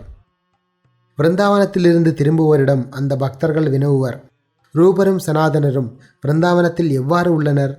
துறவு வாழ்வில் அவர்களுடைய செயல்கள் என்ன? அவர்கள் எவ்வாறு உண்கின்றனர்? இது போன்ற வினாக்கள் எழுப்பப்பட்டன. மகாபிரபுவின் சகாக்கள் வினவுவர், ரூபரும் சனாதனரும் 24 மணி நேரமும் பக்தி தொண்டில் எவ்வாறு ஈடுபட்டுள்ளனர்? அச்சமயத்தில் பிருந்தாவனத்திலிருந்து திரும்பிய அந்த நபர் ஸ்ரீல ரூப கோஸ்வாமியையும் சனாதன கோஸ்வாமியையும் புகழ்வர். சகோதரர்களுக்கு உண்மையில் நிலையான வசிப்பிடம் என்று ஏதுமில்லை. அவர்கள் மரத்தடியில் வசிக்கின்றனர். ஓர் இரவில் ஒரு மரத்தடியிலும் மறு இரவில் மற்றொன்றின் அடியிலும் வசிக்கின்றனர். ஸ்ரீல ரூப கோஸ்வாமியும் சனாதன கோஸ்வாமியும் பிராமணர்களின் இல்லங்களிலிருந்து சிறிது உணவை யாச்சிக்கின்றனர். எல்லாவிதமான பௌதிக இன்பங்களையும் துறந்து அவர்கள் சில வறண்ட ரொட்டிகளையும் வறுத்த பட்டாணிகளையும் மட்டுமே ஏற்கின்றனர். அவர்கள் கமண்டலங்களை மட்டும் கொண்டு செல்கின்றனர். கிழிந்து போன உடைகளை உடுத்துகின்றனர். எப்பொழுதும் கிருஷ்ணநாமத்தை உச்சரித்து அவரது லீலைகளை விவாதிக்கின்றனர். பெரும் குதூகலத்துடன் ஆடுகின்றனர். அவர்கள் பகவானின் சேவையில் தினமும் ஏறக்குறைய 24 மணி நேரமும் ஈடுபடுகின்றனர். பொதுவாக 1.5 மணி நேரம் மட்டும் உறங்குகின்றனர். சில நாள்களில் பகவானின் திருநாமத்தினை தொடர்ந்து உச்சரிக்கும் பொழுது அந்த உறக்கமும் கிடையாது. சில நேரங்களில் அவர்கள் பக்தி தொண்டை பற்றிய தெய்வீக இலக்கியங்களை எழுதுகின்றனர். சில நேரங்களில் ஸ்ரீ சைதன்ய மகாபிரபுவை பற்றி கேட்டு அவரை பற்றி சிந்திப்பதில் தங்களது நேரத்தை செலவிடுகின்றனர். ஸ்ரீ சைதன்ய மகாபிரபுவின் நேரடி சேவகர்கள் ரூப கோஸ்வாமி மற்றும் சனாதன கோஸ்வாமியின் செயல்களை பற்றி கேட்கும் பொழுது கூறுவர், மகாபிரபுவின் கருணையினால் ஆசீர்வதிக்கப்பட்ட நபருக்கு ஆச்சரியமானது என்று என்ன உள்ளது? ஸ்ரீல ரூப கோஸ்வாமி ஸ்ரீ சைதன்ய மகாபிரபுவின் கருணையினை பற்றி தமது நூலான பக்தி ரசாமிர்த சிந்துவின் மங்களாச்சரணத்தில் தாமே நேரடியாக எழுதியுள்ளார். அந்த ஸ்லோகத்தின் பொருளாவது, நான் மனிதரில் தாழ்ந்தவனாகவும் அறிவற்றவனாகவும் உள்ள போதிலும் பக்தி தொண்டை பற்றிய தெய்வீக இலக்கியங்களை எழுதுவதற்கான அகத்தூண்டுதல் கருணையுடன் எனக்கு வழங்கப்பட்டது. எனவே இந்த நூல்களை எழுதுவதற்கு எனக்கு வாய்ப்பளித்த பரமபுருஷ பகவான் ஸ்ரீ சைதன்ய மகாபிரபுவின் தாமரை திருவடிகளில் நான் எனது வணக்கங்களை அர்ப்பணிக்கின்றேன். ஸ்ரீ சைதன்ய மகாபிரபு 10 நாள்கள் பிரயாகையில் தங்கி ரூப கோஸ்வாமிக்கு உபதேசம் வழங்கினார். தேவையான சக்திகளை அவருக்கு வழங்கினார். ஸ்ரீ சைதன்ய மகாபிரபு கூறினார், அன்புள்ள ரூபரே, கேளுங்கள். பக்தி தொண்டினை முழுமையாக விவரிப்பது இயலாதது என்பதால் நான் பக்தி தொண்டின் அறிகுறிகளை குறித்த குறிப்பினை மட்டும் உங்களுக்கு வழங்க முயல்கிறேன். பக்தி தொண்டின் தெய்வீக ரசங்களுடைய பெரும் கடலானது நீள அகலத்தை அளக்க முடியாத அளவிற்கு மிகவும் பெரியதாகும். இருப்பினும் அதனை நீங்கள் சுவைப்பதற்கு உதவும் பொருட்டு அதன் ஒரு துளியை விவரிக்கின்றேன். இந்த பிரபஞ்சத்தில் எண்ணற்ற ஜீவன்கள் 84 லட்சம் வகையான உடல்களில் உள்ளனர். அவர்கள் அனைவரும் பிரபஞ்சத்தினுள் அலைந்து கொண்டு உள்ளனர்.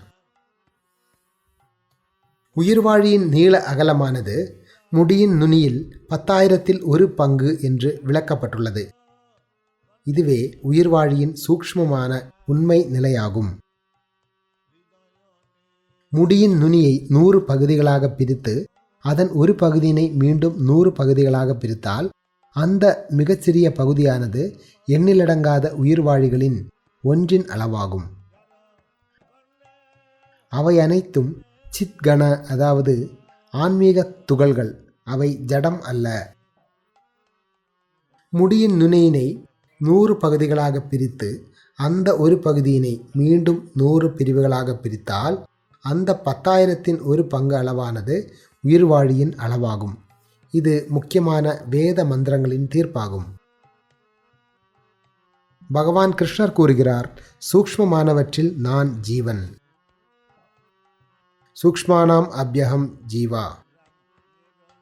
ஸ்ரீமத் பாகவதத்தில் பின்வருமாறு கூறப்பட்டுள்ளது, எம்பெருமானே, பௌதீக உடலை ஏற்றுள்ள ஜீவன்கள் உண்மையில் ஆன்மீகமானவர்கள், எண்ணிக்கையில் எல்லையற்றவர்கள்.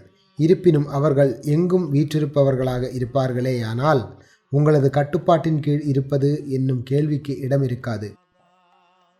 அதே சமயத்தில் அவர்களை நித்தியமாக வீற்றிருக்கும் ஆன்மீக துகள்களாக ஏற்றால், பரம ஆன்மீக முழுமையான உங்களுடைய ஒரு பாகமாக ஏற்றால், அவர்கள் என்றும் உங்களது கட்டுப்பாட்டின் கீழ் இருப்பவர்கள் என்று நாம் முடிவு செய்தல் அவசியம். ஆன்மீக துகள்கள் என்னும் முறையில் உங்களுடன் சமமாக இருப்பதில் ஜீவன்கள் திருப்தியுற்றால், அப்பொழுது அவர்கள் பல்வேறு விஷயங்களை கட்டுப்படுத்துபவர்களாக மகிழ்ச்சியாக இருப்பர். எனவே உயிர்வாழிகளும் பரமபுருஷ பகவானும் சமம் அல்ல. அவ்வாறு சமமாக கூறுதல் தவறு என்பது இறுதி முடிவாகும்.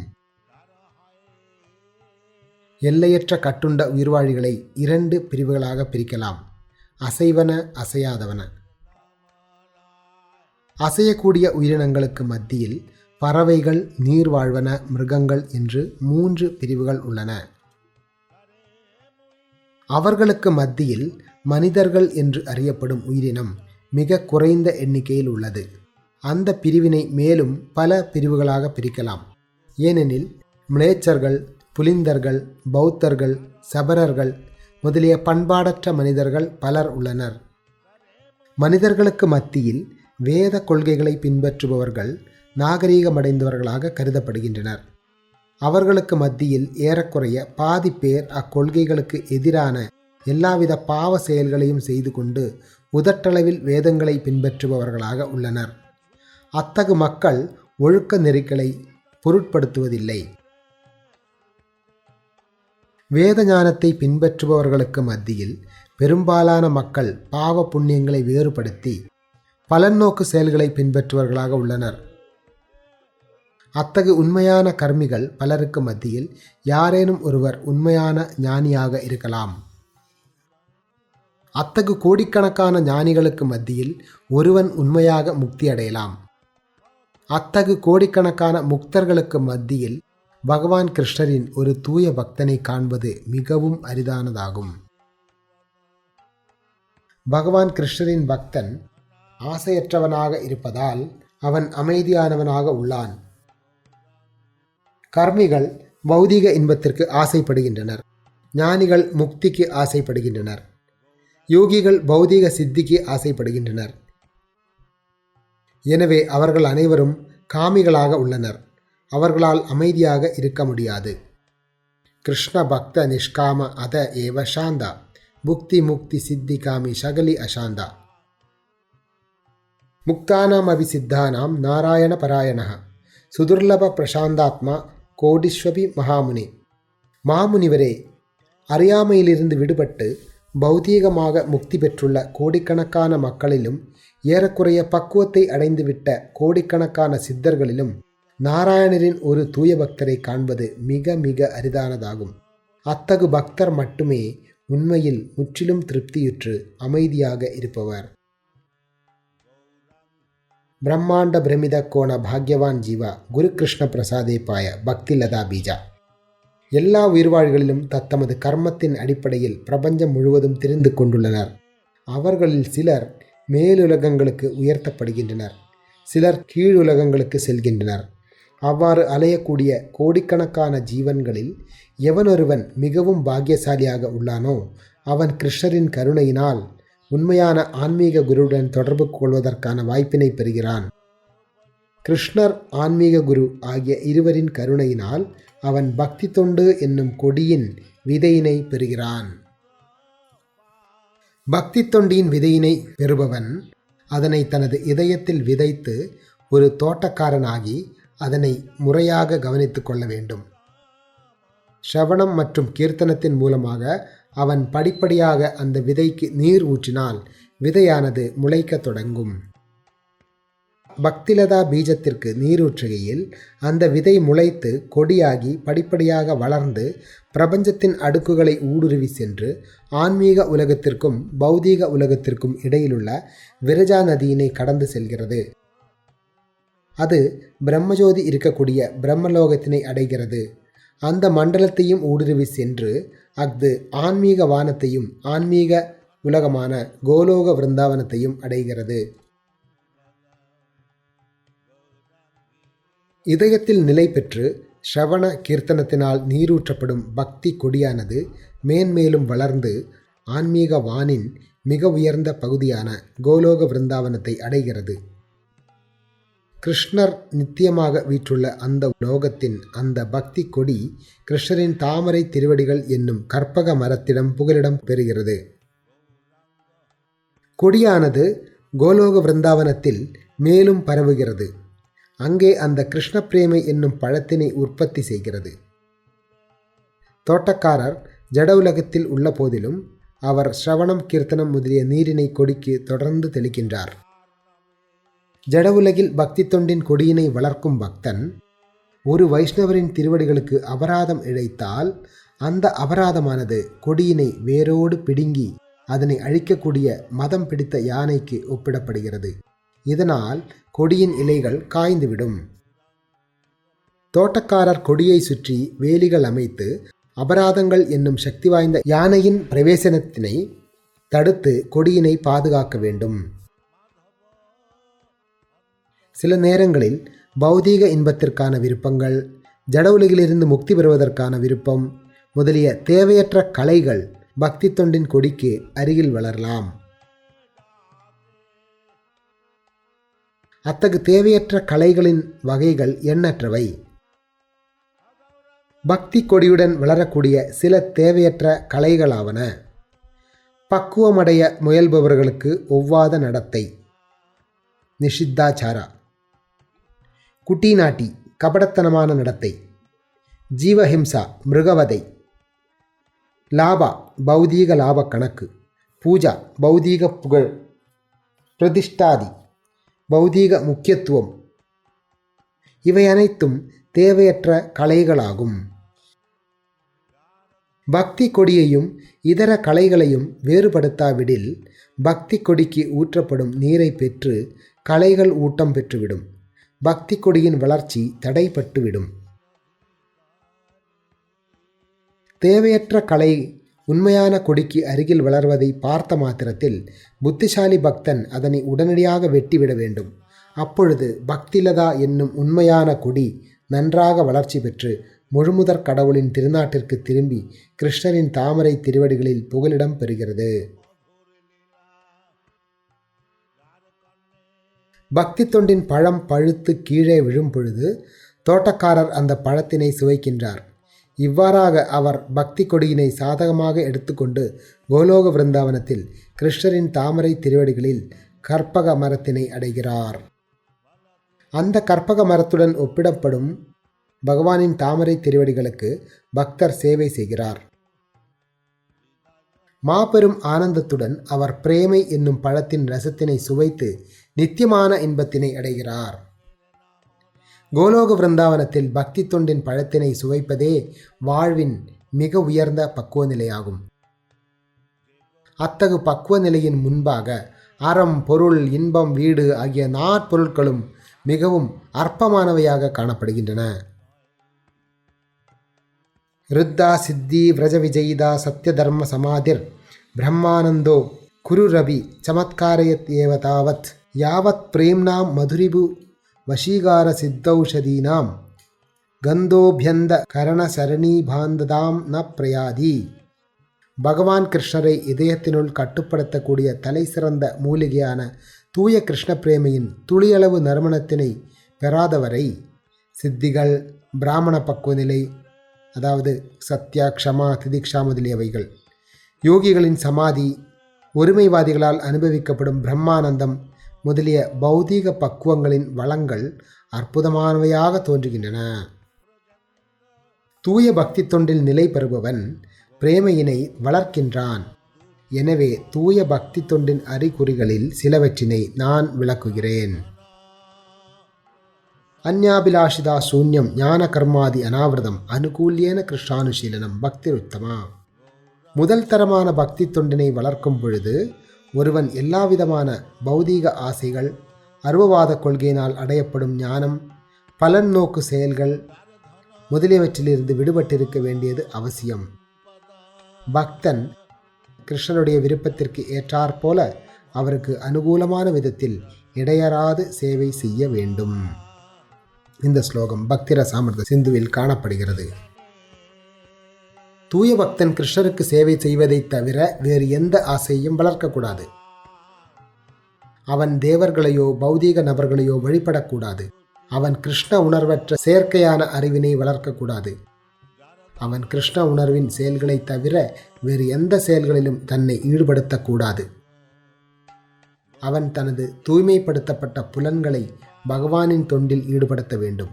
இதுவே கிருஷ்ண உணர்வினை அனுகூலமான முறையில் செயற்படுத்துவதாகும். இந்த செயல்கள் தூய பக்தி தொண்டு என்று அறியப்படுகின்றன. இத்தகு தூய பக்தி தொண்டில் ஈடுபடுபவன் காலப்போக்கில் தனது உண்மையான கிருஷ்ண பிரேமையினை வளர்த்து கொள்கிறான். பஞ்சராத்திரங்கள், ஸ்ரீமத் பாகவதம் முதலிய வேத இலக்கியங்களில் இதன் அறிகுறிகள் விவரிக்கப்பட்டுள்ளன. சர்வோபாதி வினிர்முக்தம் தத்பரத்வேன நிர்மலம் ரிஷிகேன ரிஷிகேஷ சேவனம் பக்தி ருச்சதே. எல்லா புலன்களுக்கும் எஜமானரான பரமபுருஷ பகவானின் தொண்டில் நமது எல்லா புலன்களையும் ஈடுபடுத்துவதே பக்தி அல்லது பக்தி தொண்டு எனப்படுகிறது.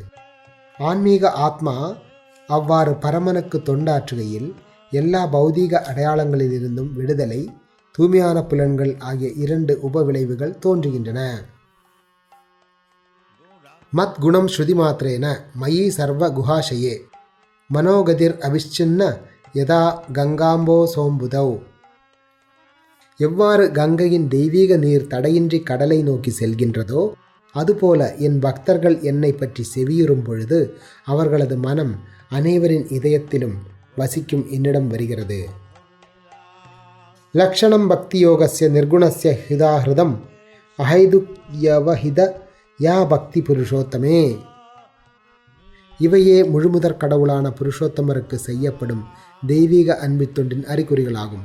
இது காரணமற்றது, எந்த வழியினாலும் தடுக்கப்பட முடியாதது.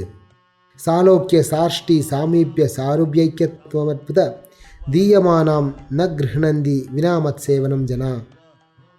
எனக்கு சேவை செய்வதற்கு பதிலாக சாலோக்கிய சாஷ்டி சாருபிய சாமீபியா என்னும் அல்லது என்னுடன் ஐக்கியமாகுதல் என இத்தகைய முக்திகளில் எதை நான் வழங்கினாலும் என்னுடைய பக்தர்கள் அதனை ஏற்பதில்லை. சா ஏவ பக்தி யோகாக்கிய ஆத்யந்திக உதாகிருதா. மேலே விவரிக்கப்பட்ட பக்தி யோகமே வாழ்வின் இறுதி குறிக்கோளாகும். பரமபுருஷ பகவானுக்கு பக்தி தொண்டாற்றுபவன் ஜட இயற்கையின் குணங்களை கடந்து நேரடியான பக்தி தொண்டின் தளத்தில் ஆன்மீக நிலையினை அடைகிறான்.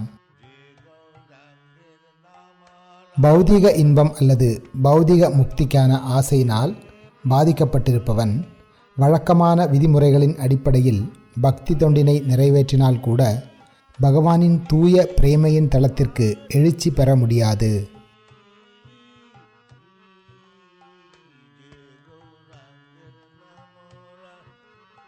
பௌதிக உலகை அனுபவிப்பதற்கான ஆசை, பௌதிக பந்தத்திலிருந்து முக்தியடைவதற்கான ஆசை ஆகிய இரண்டும் ஒருவனை தாக்கக்கூடிய பிசாசுகளாக கருதப்படுகின்றன. இந்த பிசாசுகள் இதயத்தில் இருக்கும் வரை ஒருவனால் எவ்வாறு தெய்வீக ஆனந்தத்தினை உணர முடியும்?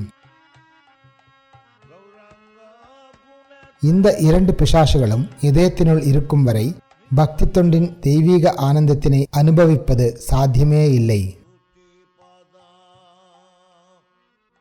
சாதன பக்தியில் தொடர்ந்து ஈடுபடுவதால் படிப்படியாக பரமபுருஷ பகவானின் மீது பற்றுதல் ரதி ஏற்படுகிறது. அந்த பற்றுதல் தீவிரமடையும் பொழுது அது பிரேமையாக மாறுகிறது.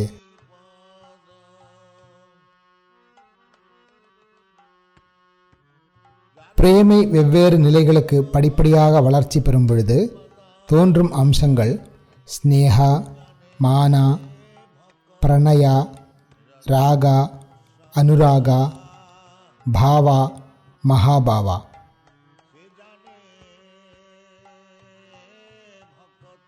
இவ்வெல்லா நிலைகளும் இணைந்து ஸ்தாயி பாவா அல்லது பக்தியின் நிலை பேருடைய பாவம் என்று அறியப்படுகிறது. இந்த நிலைப்பேருடைய பாவத்துடன் இணைந்து விபாவா, அனுபாவா ஆகியவையும் உள்ளன. உயர்தர பிரேமையானது சாத்விக மற்றும் வெபிச்சாரி பாவங்களுடன் கலக்கும் பொழுது பக்தர் பலவகைப்பட்ட அமிர்த ரசங்களில் கிருஷ்ண பிரேமையின் தெய்வீக ஆனந்தத்தினை அனுபவிக்கின்றார்.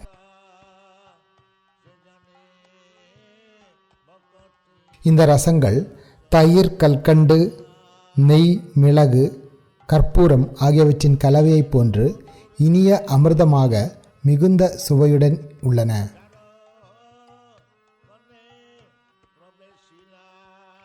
பக்தருக்கு ஏற்றாற்போல பற்றுதலானது சாந்தரதி, தாஸ்யரதி, சக்கியரதி, வாத்சல்யரதி, மதுராரதி என்று 5 பிரிவுகளினுள் வருகின்றன.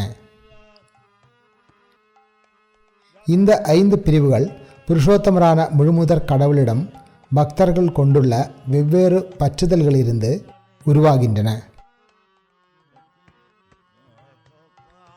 பக்தி தொண்டிலிருந்து பெறப்படும் தெய்வீக ரசங்களும் 5 வகையை கொண்டுள்ளன.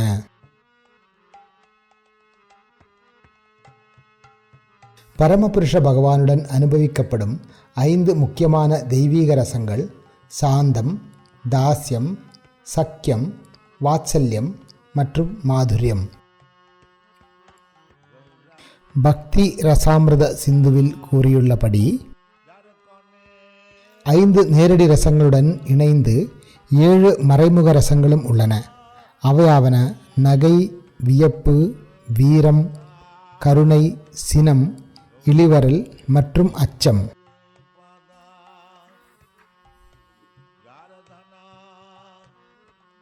பக்தி தொண்டின் 5 நேரடி தெய்வீக ரசங்கள் பக்தரின் இதயத்தில் நிரந்தரமாக வீற்றுள்ளன.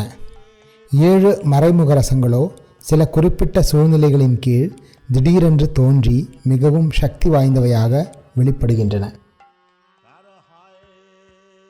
9 யோகீந்திரர்களும் 4 குமாரர்களும் சாந்த பக்தர்களுக்கான உதாரணங்கள் ஆவார். தாசிய பக்தர்களுக்கு எண்ணற்ற பக்தர்கள் உதாரணமாக உள்ளனர். அத்தகு பக்தர்கள் எங்கும் நிரம்பியுள்ளனர். விருந்தாவனத்தில் ஸ்ரீதாமா, சுதாமா முதலியோரும், துவாரகையில் பீமன், அர்ஜுனன் முதலியோரும் சக்கிய ரசத்தின் பகவானின் நண்பர்களாக உள்ளனர். விருந்தாவனத்தில் யசோதை, நந்தரும், துவாரகையில் தேவகி, வசுதேவரும் வாத்சல்ய ரசத்தில் பகவானின் பெற்றோர்களாக உள்ளனர். மேலும் பெரியோர்களாக இருக்கும் இதர பக்தர்களும் வாத்சல்ய ரசத்தில் உள்ளனர். மாதுரிய ரசத்தில் இருக்கும் பக்தர்களில் விருந்தாவனத்தின் கோபியர்கள், துவாரகையின் ராணியர்கள், வைகுண்டத்தின் லக்ஷ்மிகள் ஆகியோர் முக்கிய பக்தர்களாவார்.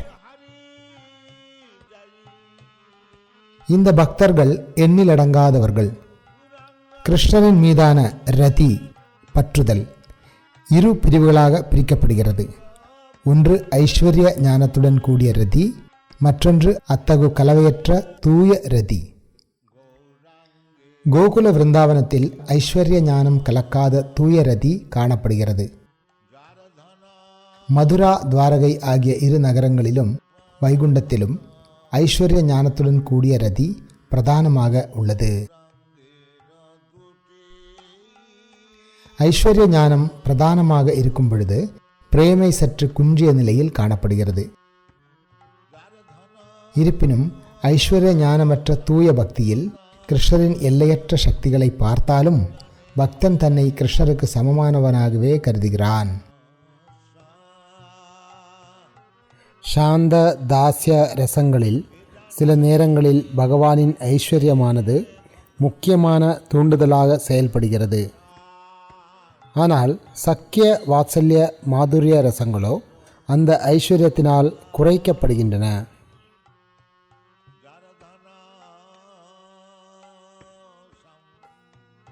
கிருஷ்ணர் தமது தாய் தந்தையரான தேவகி, வசுதேவரின் தாமரை திருவடிகளில் பிரார்த்தனை செலுத்திய பொழுது கிருஷ்ணரது ஐஸ்வர்யங்களை பற்றிய ஞானத்தினால் அவர்கள் இருவரின் மனதிலும் மரியாதையும் அச்சமும் எழுந்தன.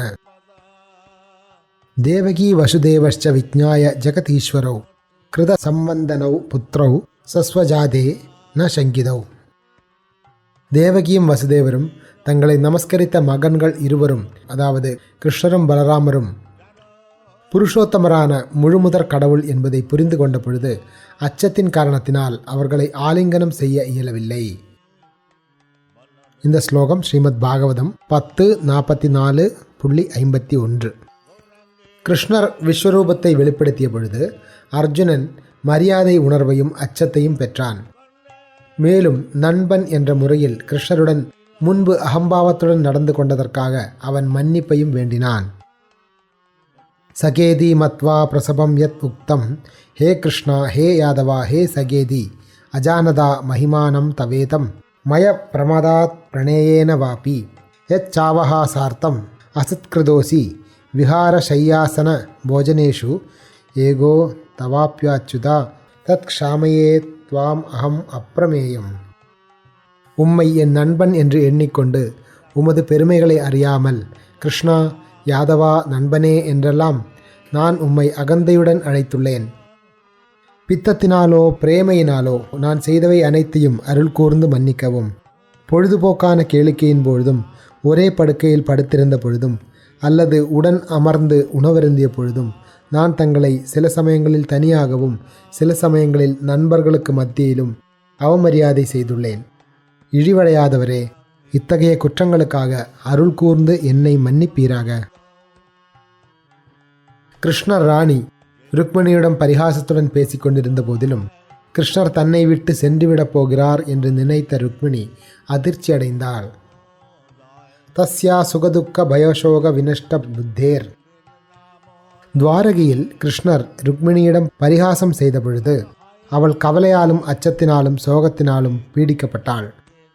அவள் தமது புத்தியையும் இழந்தாள்.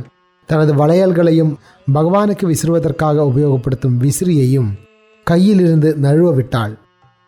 அவள் கூந்தல் அலங்கோலமாகியது.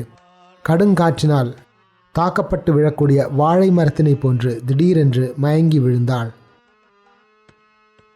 கேவலா நிலையில், அதாவது களங்கமற்ற பக்தி நிலையில், பக்தன் கிருஷ்ணனுடைய எல்லையற்ற ஐஸ்வர்யங்களை உணர நேர்ந்தால் கூட அவன் அவற்றை பொருட்படுத்துவதில்லை. அவன் கிருஷ்ணருடனான தனது சொந்த உறவினை மட்டும் தீவிரமாக ஏற்கிறான்.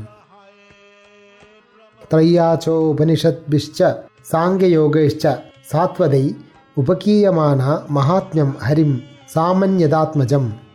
கிருஷ்ணரின் வாயினுள் எல்லா பிரபஞ்சங்களையும் கண்டபொழுது அன்னை யசோதை சிறிது நேரம் அச்சமடைந்தாள்.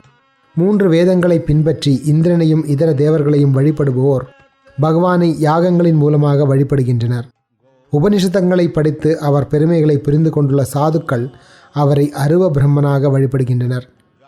பிரபஞ்சத்தினை அலசி ஆராயக்கூடிய பெரிய தத்துவ அறிஞர்கள் அவரை புருஷராக வழிபடுகின்றனர். மாபெரும் யோகிகள் அவரை எங்கும் நிறைந்துள்ள பரமாத்மாவாக வழிபடுகின்றனர். மற்றும் பக்தர்கள் அவரை புருஷோத்தமரான முழுமுதற் கடவுளாக வழிபடுகின்றனர். இருப்பினும் அன்னை யசோதையோ அந்த பகவானை தன்னுடைய சொந்த மகனாக கருதினாள். தம் மத்வாத்மஜம் அவ்வக்தம் மர்த்தியலிங்கம் அதோக்ஷஜம் கோபிகாலுகலே தாம்ன பபந்த பிராகிருதம் யதா. கிருஷ்ணர் புலன்களின் அறிவிற்கு அப்பாற்பட்டவராகவும் மனிதர்களுக்கு தோன்றாதவராகவும் உள்ள போதிலும் அவர் ஜட உலகை கொண்ட மனிதனைப் போன்று தோன்றுகிறார். இதனால் அவரை அன்னை யசோதை தன்னுடைய மகனாக கருதினாள்.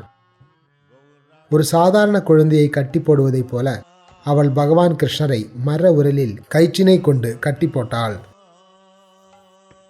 உவாஹ கிருஷ்ணோ பகவான் ஸ்ரீதாமானாம் பராஜிதா ரிஷபம் பத்ரசேனஸ்து பிரளம்போ ரோஹிணி சுதம். ஸ்ரீதாமாவினால் தோற்கடிக்கப்பட்ட கிருஷ்ணர் அவரை தமது தோள்களில் சுமந்து சென்றார். அதுபோலவே பத்ரசேனர் ரிஷபரையும் பிரளம்பன் ரோஹிணியின் மகனான பலராமரையும் சுமந்து சென்றார். சா சா மேன ததாத்மானம் வரிஷ்டாம் சர்வயோஷிதாம். அன்பிற்குரிய கிருஷ்ணரே, உங்களுடன் அனுபவிக்க விரும்பிய மற்றெல்லா கோபியர்களின் சங்கத்தினை கைவிட்டு நீங்கள் என்னை வழிபடுகிறீர். இவ்வாறு நினைத்த ஸ்ரீமதி ராதாராணி தன்னை கிருஷ்ணருக்கு மிக மிக பிரியமான கோபியாக கருதினாள். கர்வம் கொண்ட அவள் ராசலீலையிலிருந்து விலகி கிருஷ்ணருடன் தனியாக சென்றாள். அடர்ந்த காட்டினுள் அவள் கிருஷ்ணரிடம் கூறினாள், அன்பிற்குரிய கிருஷ்ணரே, என்னால் இனிமேல் நடக்க முடியாது. நீங்கள் விரும்பும் இடத்திற்கு என்னை தூக்கிச் செல்லுங்கள். ஸ்ரீமதி ராதாராணி கிருஷ்ணரிடம் இவ்வாறு வேண்டுகோள் விடுத்த பொழுது, எனது தோளில் ஏறிக்கொள் என்று கிருஷ்ணர் கூறினார். ஸ்ரீமதி ராதாராணி அவ்வாறு செய்யத் தொடங்கியவுடனே கிருஷ்ணர் அங்கிருந்து மறைந்தார். அப்பொழுது ஸ்ரீமதி ராதாராணி தனது வேண்டுகோளையும் கிருஷ்ணரின் மறைவையும் நினைத்து பெரிதும் புலம்பினாள். பதிசுதான்வயா பிராத்ருபாந்தவான் அதிவிலங்கியதே அந்தச்சுதாகதா கதிவிதஸ்தவோத்கீதமோகிதா கிடவயோஷிதா கஸ்தஜேன் நிஷி. பிரியமான கிருஷ்ணரே, எங்களுடைய கணவன், மகன், குடும்பம், சகோதரர்கள் மற்றும் நண்பர்களின் கட்டளைகளை புறக்கணித்து அவர்களுடைய உறவினை துறந்து நாங்கள் உங்களிடம் வந்துள்ளோம். எங்களுடைய எல்லா விருப்பங்களையும் நீங்கள் அறிவீர். நாங்கள் இங்கே வந்திருப்பதற்கு உங்களுடைய உன்னத குழலோசையினால் கவரப்பட்டது மட்டுமே காரணமாகும். ஆனால் நீங்களோ மிகப்பெரிய ஏமாற்றுக்காரராக உள்ளீர். ஏனெனில் எங்களை போன்ற இளம் பெண்களின் சங்கத்தினை நள்ளிரவில் கைவிடக்கூடியவர் வேறு யாராக இருக்க முடியும்? ஒருவன் கிருஷ்ணரின் தாமரை திருவடிகளில் முழுமையாக பற்றுதல் கொள்ளும் பொழுது அவன் ஷமதா என்னும் நிலையினை அடைகிறான். ஷமதா என்னும் சொல் ஷமா என்னும் சொல்லிலிருந்து பெறப்பட்டதாகும். எனவே சாந்தரசா என்பது சாந்தமான நிலையாகும். அதாவது கிருஷ்ணரின் தாமரை திருவடிகளின் மீது முழுமையாக பற்றுதல் கொண்டுள்ள நிலையாகும். இது சாக்ஷாத் பரமபுருஷ பகவானின் திருவாயிலிருந்து வந்த தீர்ப்பாகும். இந்த நிலை தன்னுணர்வு என்று அறியப்படுகிறது. அடுத்து வருவது பக்தி ரசாமிர்த சிந்துவின் ஸ்லோகம். ஷமோ மன் நிஷ்டதா புத்தேர் இது ஸ்ரீ பகவத் வச்ச தன் நிஷ்டா துர்கடா புத்தேர் ஏதாம் சாந்தரதிம் வினா. இவை பரமபுருஷ பகவானின் வார்த்தைகள்.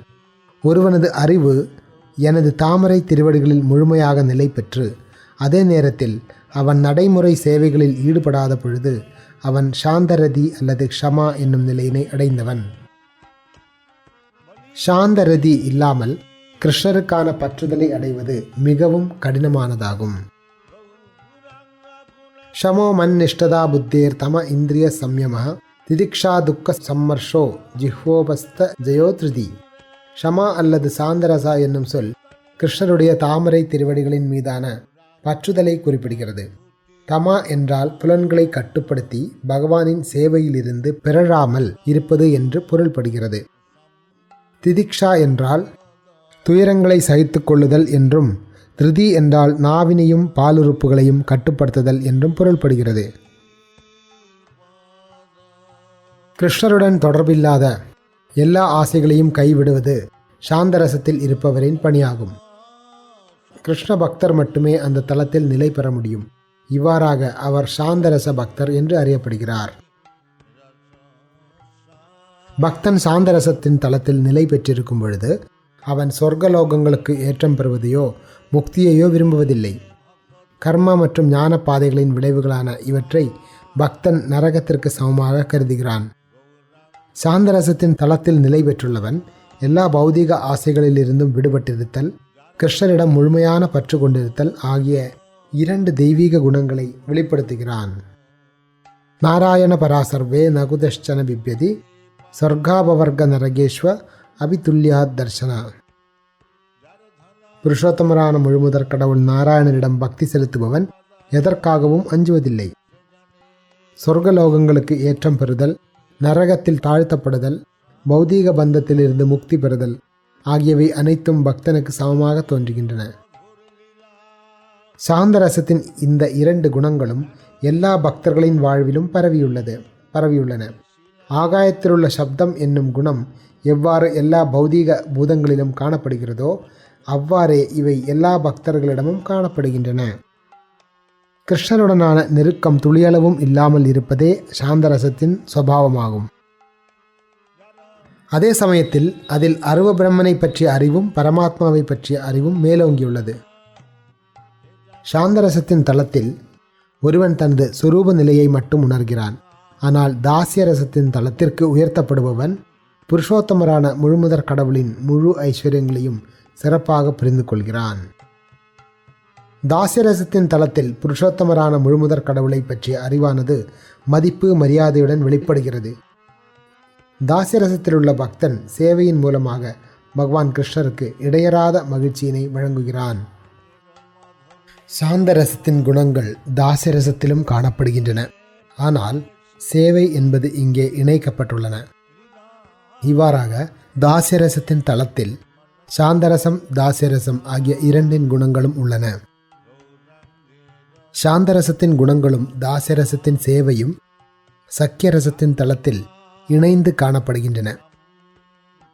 சக்கியரசத்தின் தளத்தில் தாஸ்யரசத்தின் குணங்கள் மதிப்பு மரியாதைக்கு பதிலாக நட்புறவின் நம்பிக்கையுடன் கலந்து விடுகின்றன. சக்கியரசத்தின் தளத்தில் பக்தன் சில நேரங்களில் பகவானுக்கு சேவை செய்கிறான், சில நேரங்களில் கிருஷ்ணரை தனக்கு சேவை செய்ய வைக்கின்றான். அவர்களுடைய விளையாட்டு சண்டையில் இடையர்குல சிறுவர்கள் சில நேரங்களில் கிருஷ்ணரது தோளில் ஏறிக்கொள்கின்றனர், சில நேரங்களில் அவர்கள் கிருஷ்ணரை தங்களது தோளில் ஏற்றிக்கொள்கின்றனர். மதிப்பும் மரியாதையும் சக்கியரசத்தின் தளத்தில் இருப்பதில்லை. ஏனெனில் இந்த ரசத்தில் நெருக்கமான சேவை பிரதானமாக உள்ளது. இவ்வாறாக சக்கியரசமானது 3 ரசங்களின் குணங்களையும் கொண்டுள்ளது. சக்கியரசத்தின் தளத்தில் புருஷோத்தமரான முழுமுதற் கடவுள் கிருஷ்ணர் தமது பக்தர்களால் கட்டுப்படுத்தப்படுகிறார்.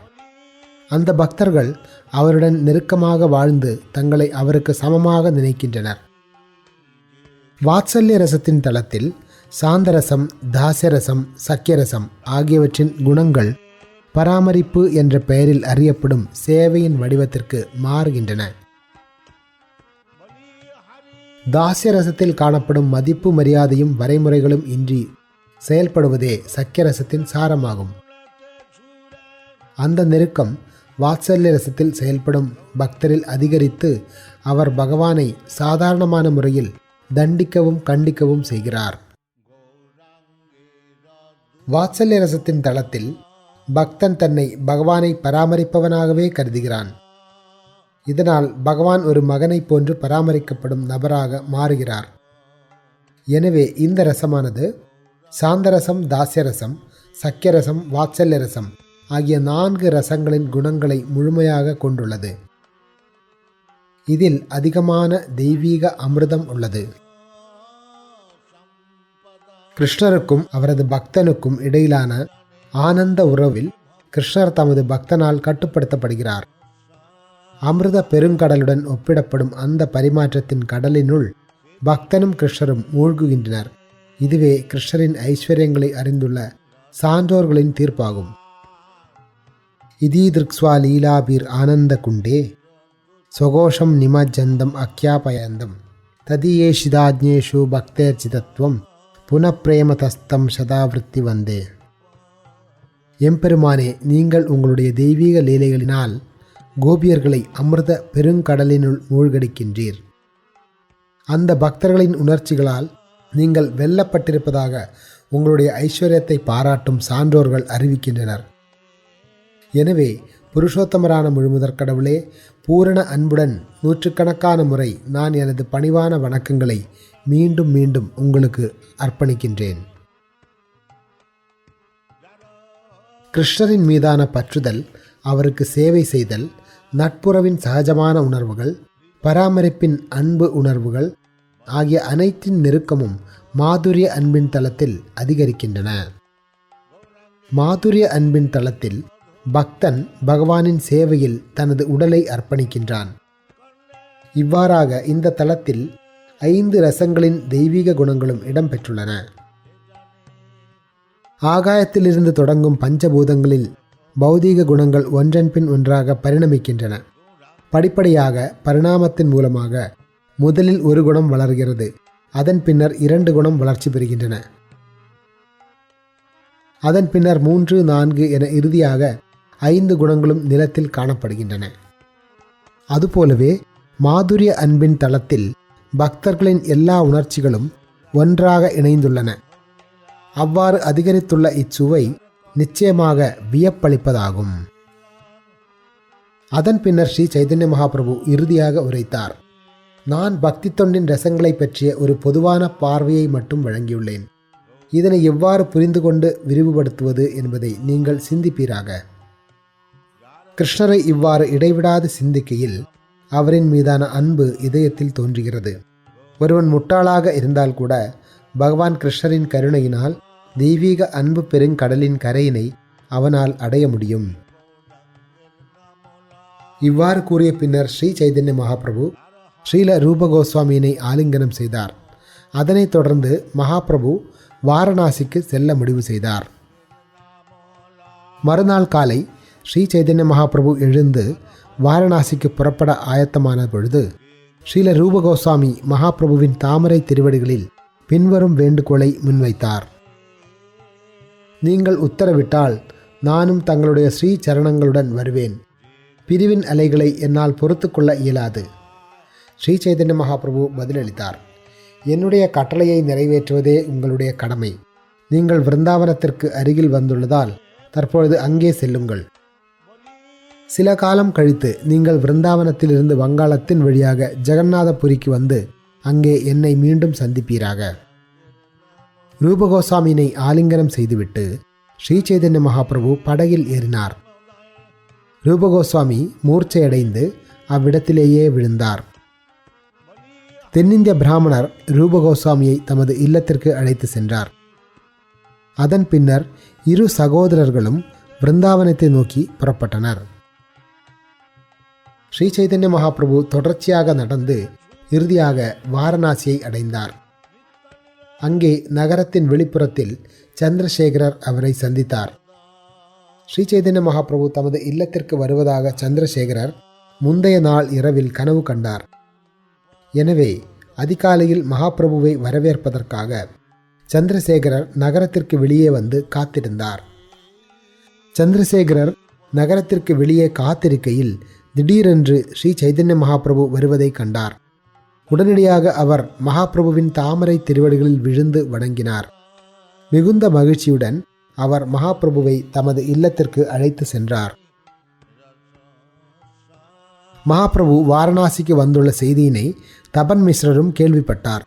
அவர் மகாபிரபுவை சந்திப்பதற்காக சந்திரசேகரின் இல்லத்திற்கு சென்றார்.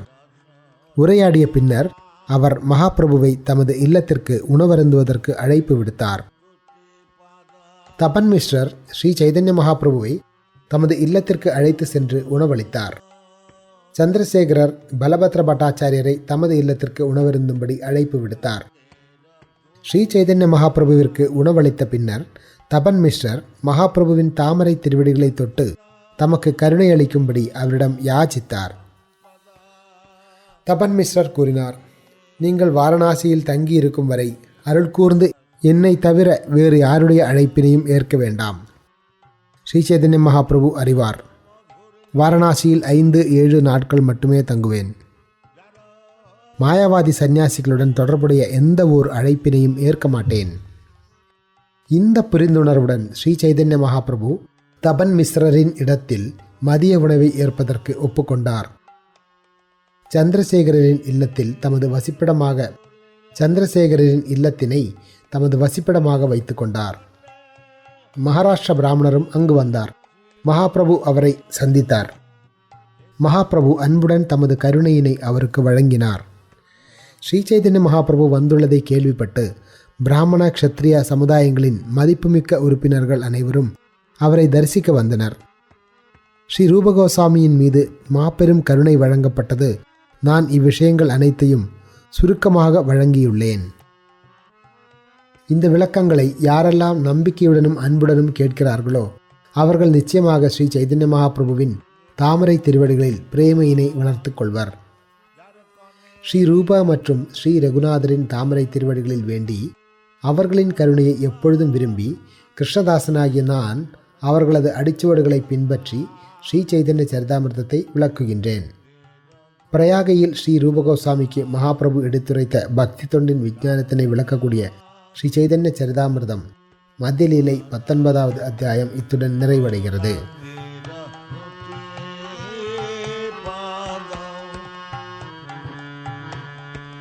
Jai Gauranga